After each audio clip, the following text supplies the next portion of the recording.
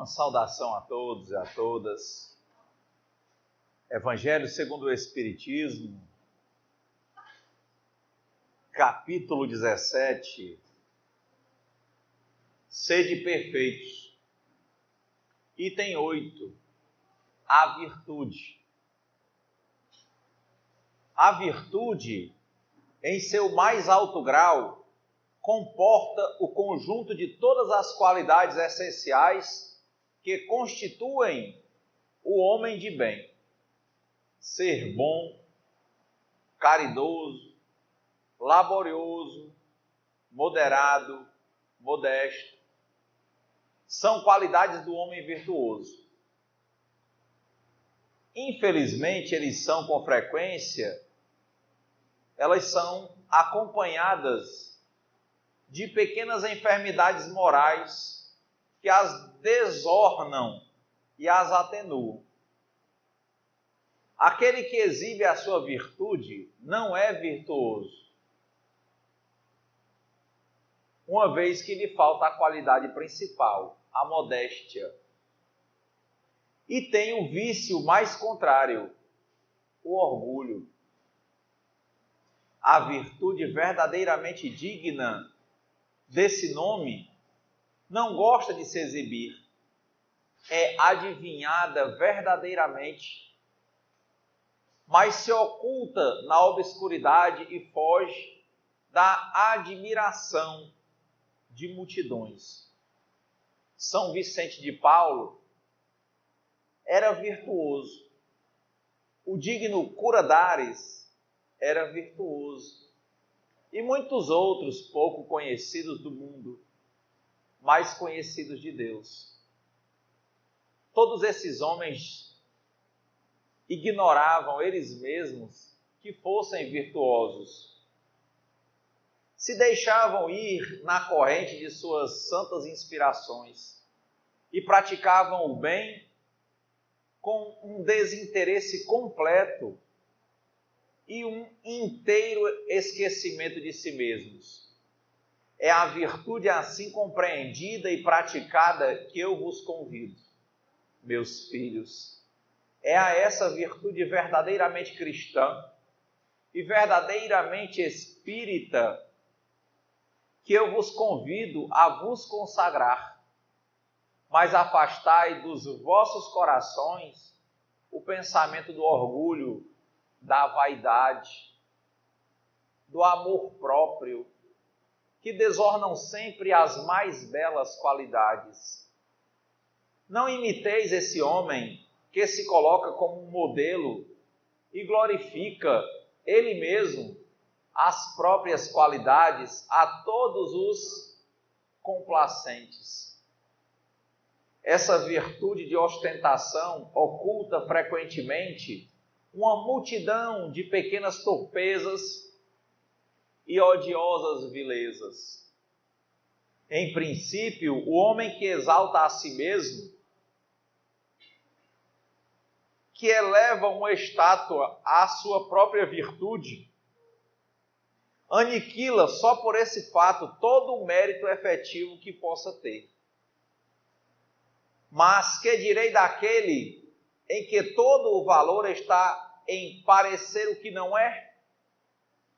Quero admitir que o homem que faz o bem sente no fundo do coração uma satisfação íntima, mas desde que essa satisfação se exteriorize para recolher elogios, degenera em amor próprio. Vós todos a quem a fé espírita reaqueceu com seus raios, e que sabeis quanto o homem está longe da perfeição.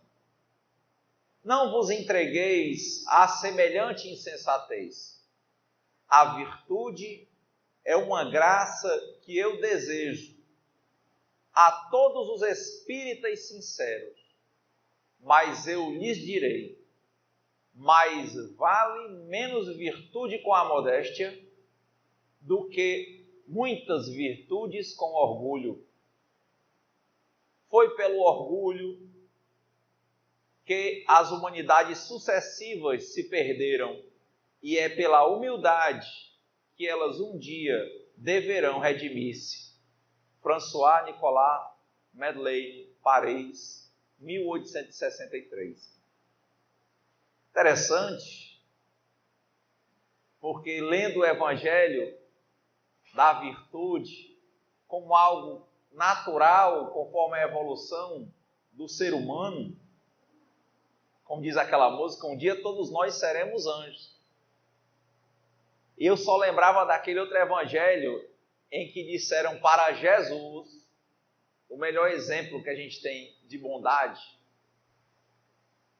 e uma pessoa falando com ele disse: bom mestre. Ele olhou e disse: bom é Deus. Bom é Deus. E também, como a virtude é um estado que a gente não conta, é algo que se encontra quando a gente simplesmente faz as coisas e nem percebe que está fazendo. Porque faz-se o bem sem saber que é bom e sem olhar a quem está precisando, a gente faz. É nesses momentos que a gente encontra a realização daquela passagem que diz que Deus só dá a cada um o fardo que ele pode carregar. Que é nesse momento em que nós assumimos as nossas responsabilidades diante dos problemas que nos são apresentados nas nossas vidas, nos nossos relacionamentos com o trabalho, com as pessoas, com a família, com os amigos, com os colegas, com os inimigos, com os desconhecidos. É que vem as responsabilidades, partindo da nossa percepção dos problemas. É impressionante, a gente topa com os problemas. E na hora que a gente topa com os problemas, a gente passa a enxergar os problemas. E se a gente simplesmente cumpre o nosso papel, assumindo a nossa responsabilidade, dentro do que nos toca, levantando o fardo que nós devemos e podemos carregar, a gente é virtuoso. Porque a gente acaba simplesmente fazendo as coisas e nem percebe que elas eram coisas boas, virtuosas. Daí a gente consegue fazer o bem sem olhar a quem. E são quantos os problemas que nós temos para conosco? Que ele fala do ser que se apresenta virtuoso, essa aparência de virtuosidade que ele quer mostrar para os outros, ele quer servir aos homens e não servir a Deus. Provavelmente ele tem uma carência interna, um padrão de codependência, de conformidade, ou seja, para ele ser bom, precisa olhar nos outros e os outros dizerem que ele é bom. E isso é servir aos homens, a matéria, e não a Deus. E o primeiro homem ou mulher que está se servindo disso aí é a pessoa carente. Ela diz que faz caridade para aparentar que é boa. E aí ela não faz caridade, porque ela já está tendo a paga dela. Qual é a paga? Ela queria brilhar e ser reconhecida pela caridade que fez. Então, ela não fez uma caridade, porque ela não foi desprendida. Ela serviu aos homens. Ela quis algo em troca. Ela negociou com Deus. E Deus não está passível de negociações. A verdade é verdade. E aí é que a gente encontra o maior rival que a gente tem. Nós mesmos. Porque nós temos que tirar esse verniz. Nós temos que simplesmente trabalharmos como o verme, como as formigas. Fazemos a nossa parte e pronto. Sem nos compararmos, nós não podemos nos comparar com ninguém. Ninguém é igual. Eu não posso sequer medir a minha saúde com a do Marcos, e o Marcos deve estar pensando, mas ele talvez seja mais jovem. Como o Marcos não pode medir a dele com outro da outra idade dele, eu com outro da minha idade, com uma mulher da minha idade, não é comparável. Às vezes eu estou melhor num tipo de exame e estou pior em outro. Nós não conseguimos um padrão, porque nós fomos feitos, cada um, para atendermos a um objetivo específico. Cada um tem a sua natureza. Cada um nasceu com todos os dons necessários para ser ou para enxergar a felicidade. Cada um nasceu com todos os dons para ver o amor. Porque o amor não é algo negociável, não é algo conquistável. Quando a gente vê, se a gente faz a nossa parte, a gente encontra o amor, a gente enxerga ele. Ponto. E aí nós temos que vencer essa nossa natureza imperfeita, transformar essa natureza imperfeita. E a gente só consegue transformar ela se nós tivermos uma sinceridade, uma honestidade absoluta para conosco e para com Deus. Porque querer enganar Deus é ilusão, ninguém engana Deus. Temos que abandonar, ou melhor dizendo, reconhecer, acolher e transformar as nossas imperfeições. Isso é que é interessante. Nós nascemos com ela, ou com elas. Vem de ações ou reações distorcidas da nossa ignorância, do nosso não conhecimento, da nossa compreensão equivocada e ativa da natureza das coisas, como diz o Dalai Lama. Então a gente já vem com essa dor de outras encarnações. E aí a gente, quanto mais cedo nós percebemos que isso existe, nós não vamos deixar de sentir dor. Por quê? Porque tem reparações que já vieram para serem efetivadas nessa encarnação. Mas nós vamos ter o condão de reduzir imensamente essas dores. Por quê? Porque nós não vamos mais criar karmas. Nós não vamos mais entrar no samsara. Nós não vamos mais entrar no ciclo ou no círculo de reencarnações por determinado defeito. Se a gente reconhecer que ele existe, não negar, e a gente escolher um caminho, que é o da transformação, esse defeito se transformará. Mas nós temos um grande problema, concordando com o Dalai Lama. Ou nós não conhecemos, é a ignorância. E pior, quando vem a provocação espírita, filosófica ou de qualquer coisa para nos chamar à responsabilidade, muitas vezes nós dizemos o quê? Eu estava fazendo tudo desse jeito e eu era feliz. Então eu nem quero saber, eu não sei, não quero saber e tenho raiva de quem sabe. Eu não quero mudar. Gabriela, eu nasci assim, eu vivi assim, eu sou assim, me aceite assim.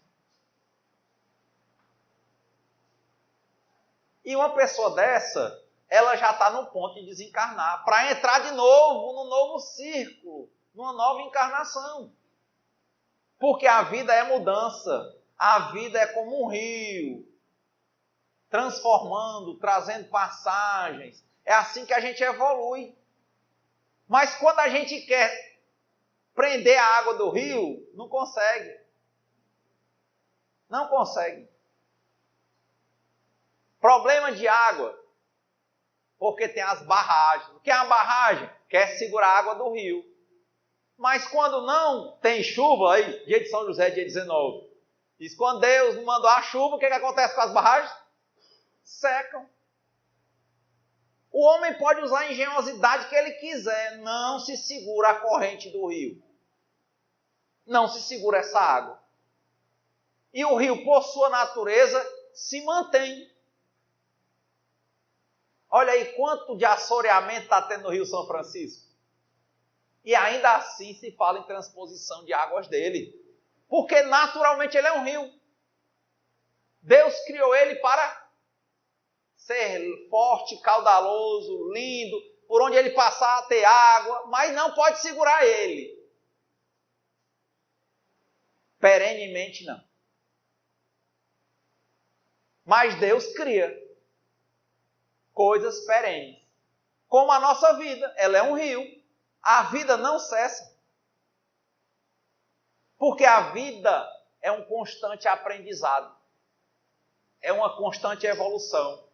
E toda vez que eu quero ser ignorante de não saber e continuar não querendo saber, não querendo mudar, eu sou um tolo. Eu envelheci. Na verdade, eu passei de verde a podre, sem amadurecer. Estou no ponto de morrer. Para um novo ciclo. Para um novo ciclo. Então, a diferença entre uma pessoa de 80 anos e uma pessoa de 5 anos não é 75 anos. A diferença que vai ter é que, de regra, uma criança de 5 anos está com os olhos brilhando, querendo conhecer tudo. E muitas pessoas de 80 anos acham que já sabem de tudo, por isso que morrem. Porque não tem mais, não quer aprender mais. E quando alguém com 80 anos entende, como disse o Emmanuel para o Chico, que às vezes no último ciclo vem os maiores desafios, ou seja, tem muita coisa a aprender todos os dias, essa pessoa se torna jovem. Aí você começa a ver. Você olha para um cara de 92 anos como o Divaldo, o olhar dele é brilhante e forte, com 92 anos.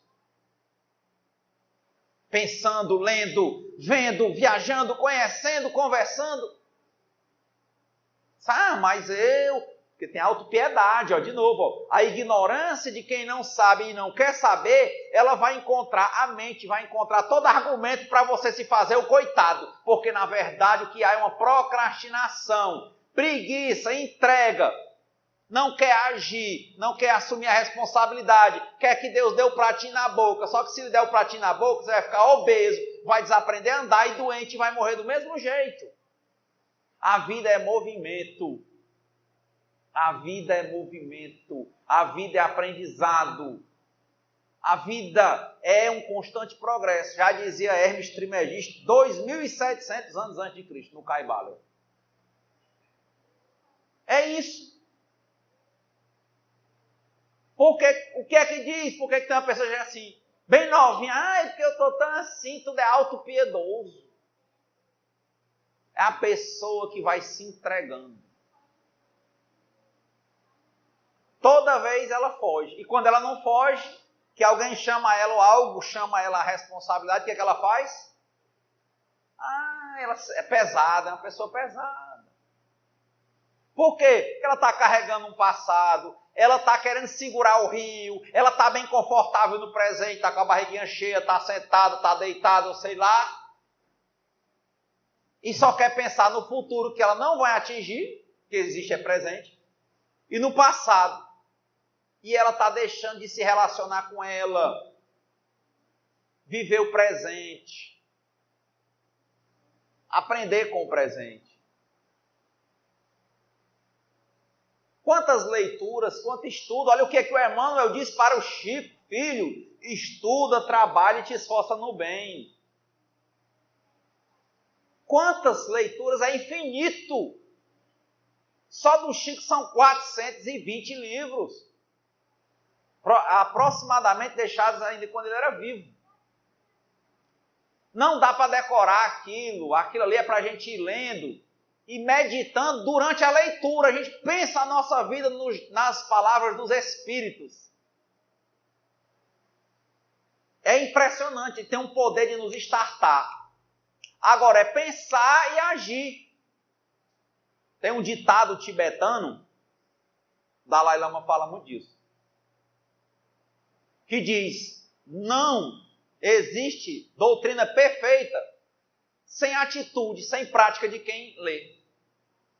Tem que ter prática. E a primeira prática, quando você está lendo, é o quê? Não querer guardar nada para futuro.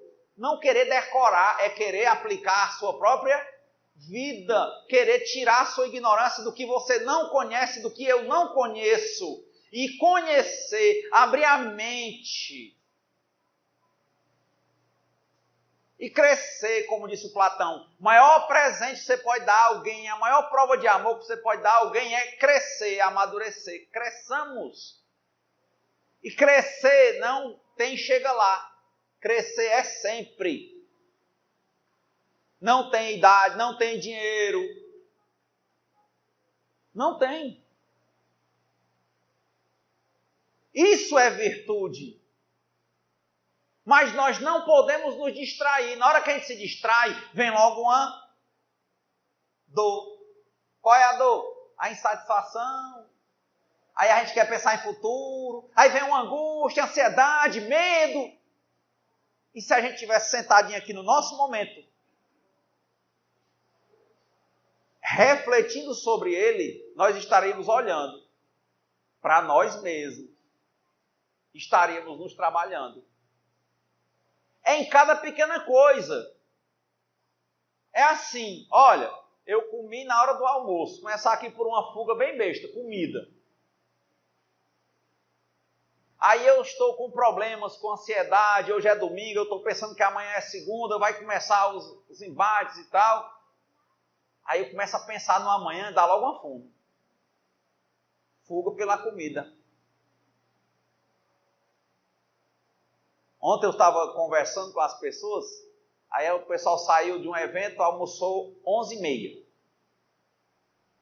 Olha o relacionamento consigo mesmo.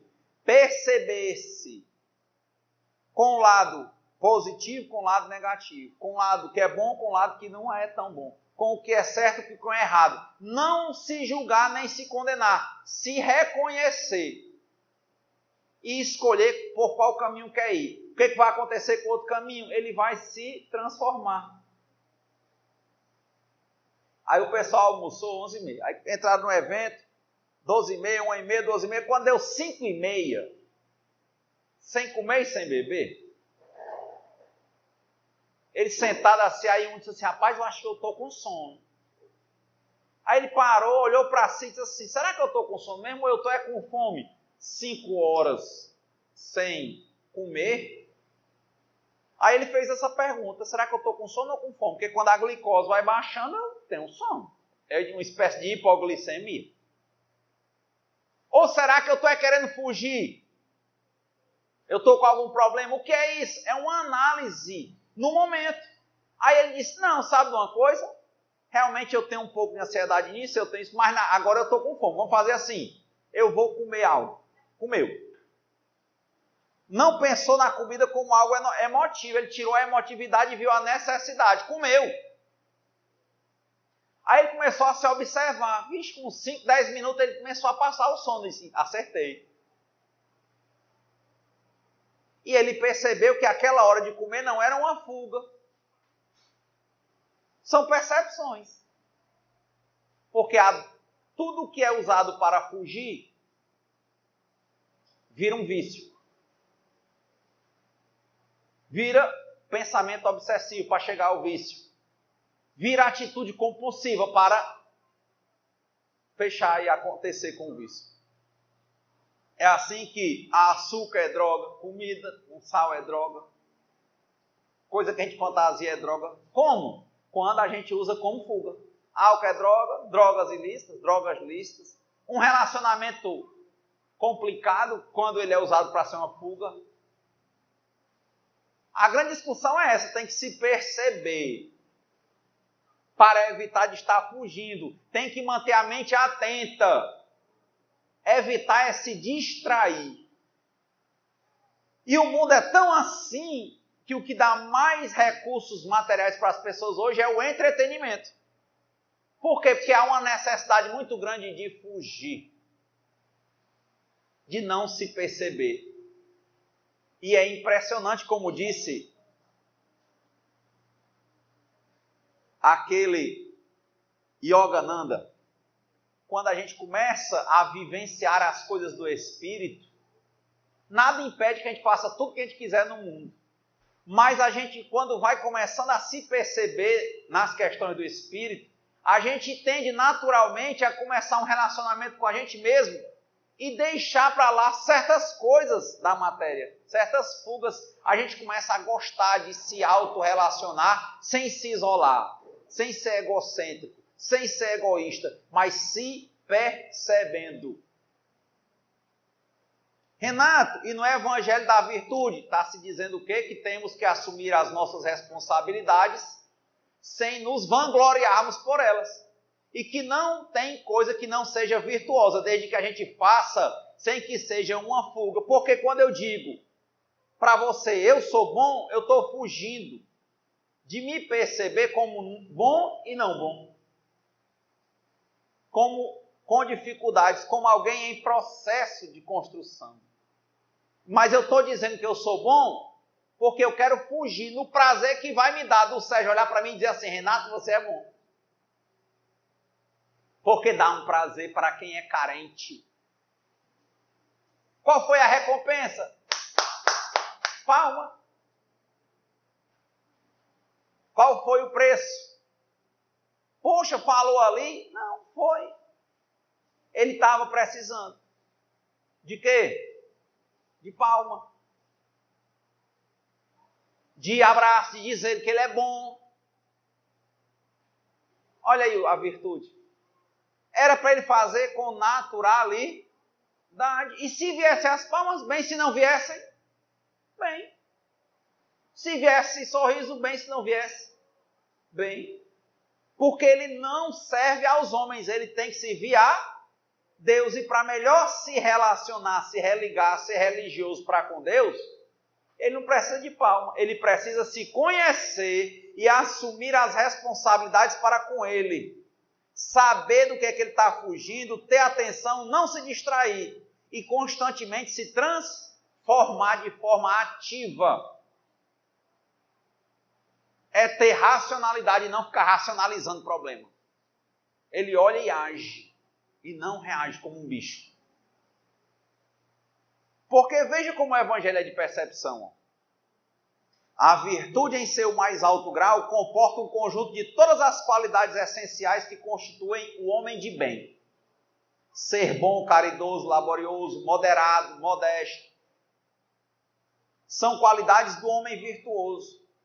Infelizmente, elas são com frequência acompanhadas de pequenas enfermidades morais que as desornam e as atenuam. Está vendo? O Evangelho de Virtude está dizendo que ser caridoso, laborioso, moderado, modesto, ser bom, isso vem uma sombra que acompanha qual é? O orgulho e a vaidade. É uma enfermidade que está dentro da gente, por isso que a gente tem que tomar cuidado. Por isso que Jesus disse, bom mestre, ele disse, bom é Deus. Na hora ele, bom é Deus. Como o Hermes Trismegisto falou, o princípio mental cria todas as coisas. Só o Criador é puro. Só o Criador não tem contradições. Só o Criador é a verdade. Mas nós, os criados, nós vivemos ainda em contradição. Para nós, todo rastro de luz deixa atrás, embaixo dele o quê? Sombra.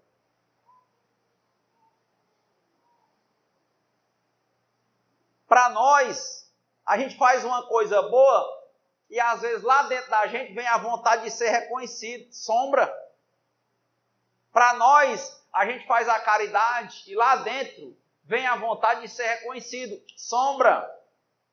Para nós, a gente tem um filho, um irmão, um amigo ou uma pessoa que a gente conhece na rua que está usando drogas, que está dependente, vivendo para usar e usando para viver.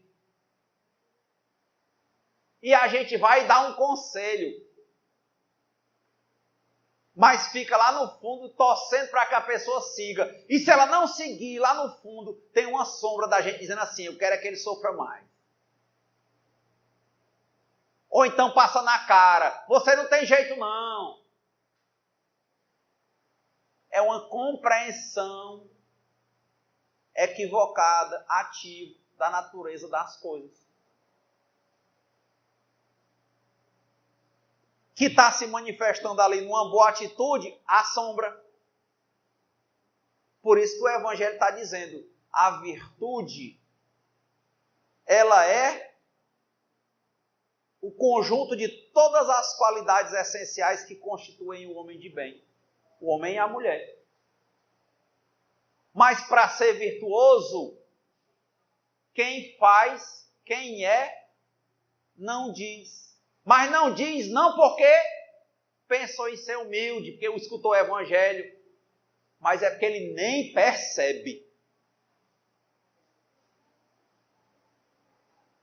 Me lembro, Sérgio, muito, como algumas histórias nos marcam, que os indianos sempre usaram histórias para ensinar, como os orientais em si, tem sempre lendas, histórias para ensinar. E o Espiritismo, você pega a obra do Chico Xavier, são milhares de pequenas histórias para ensinar a parte evangélica. Histórias paradigma, histórias modelo. E aí eu me lembrei daquela história que eu contei há alguns meses sobre os contos indianos. Que 3 discípulos tinham um mestre. É diferente lá ser mestre e ser sábio. E eles chegaram a um bom nível de aprendizado com o mestre, e o mestre prometeu que quando eles chegassem em determinado nível, eles iam conhecer um sábio.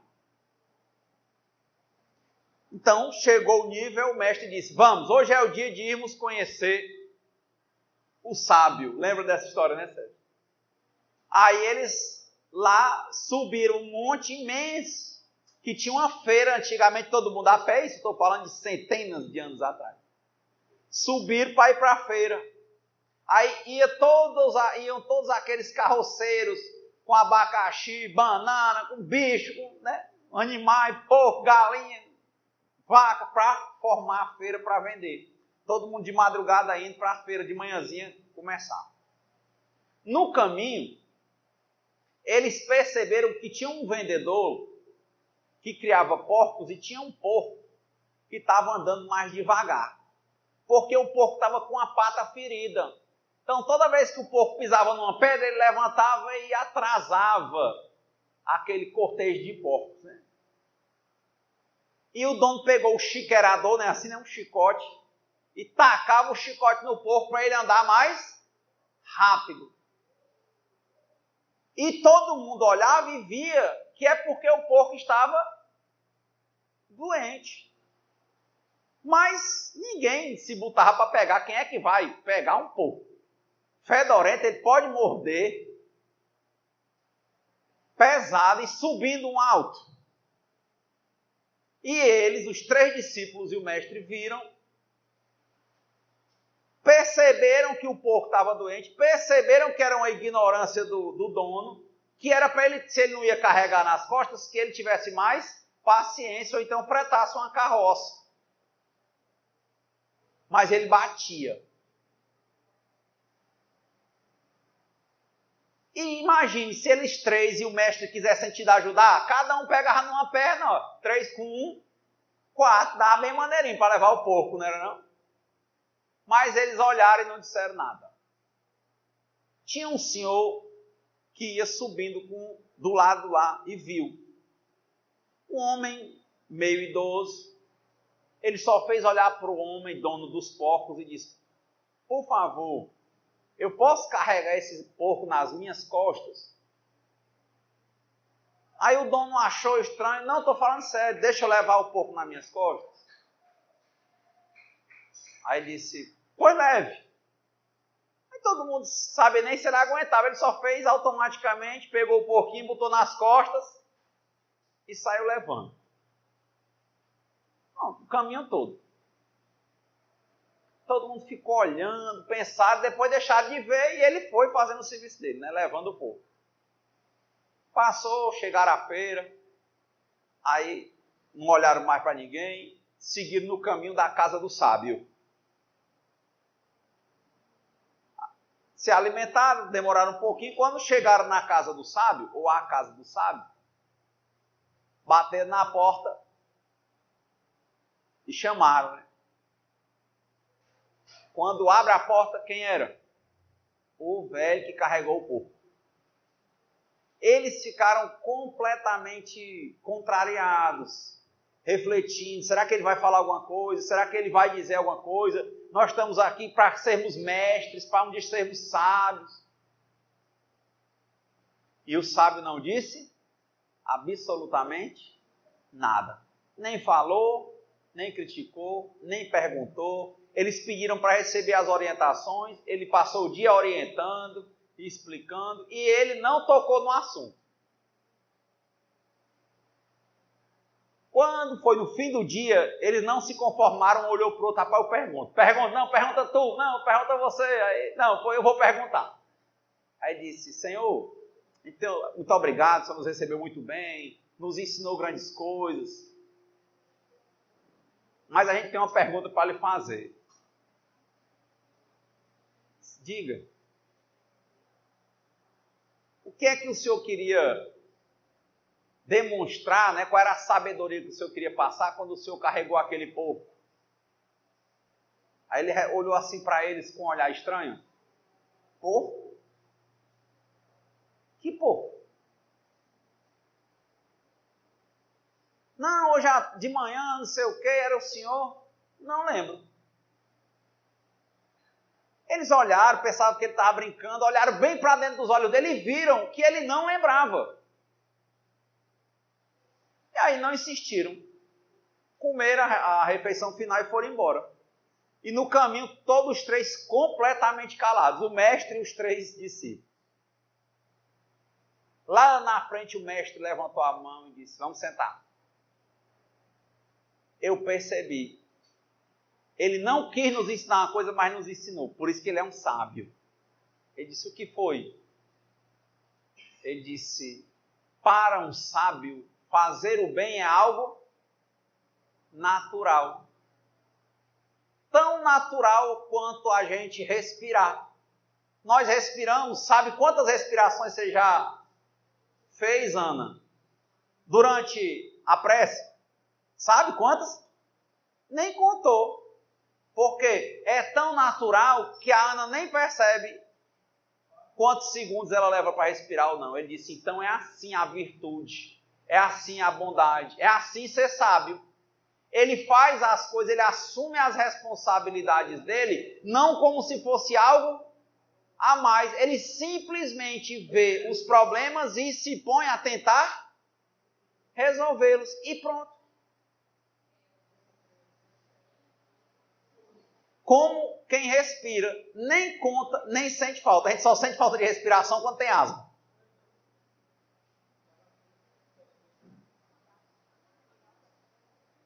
Então, não esqueçamos, né? A virtude existe. Mas quem é virtuoso não a enxerga. Porque faz. Simplesmente. Muita paz e uma boa semana para nós. Senhor, fazei-me instrumento de vossa paz. Onde houver ódio, que eu leve o amor. onde houver ofensa, Que eu leve o perdão. onde houver discórdia, Que eu leve a união. onde houver dúvida, Que eu leve a fé. onde houver erro, Que eu leve a verdade. onde houver desespero, Que eu leve a esperança. onde houver tristeza, Que eu leve a alegria. onde houver trevas, Que eu leve a luz. Ó Mestre, fazei que eu procure mais com consolar que ser consolado, compreender que ser compreendido, amar que ser amado, pois é dando que se recebe, é perdoando que se é perdoado, e é morrendo que se vive para a vida eterna.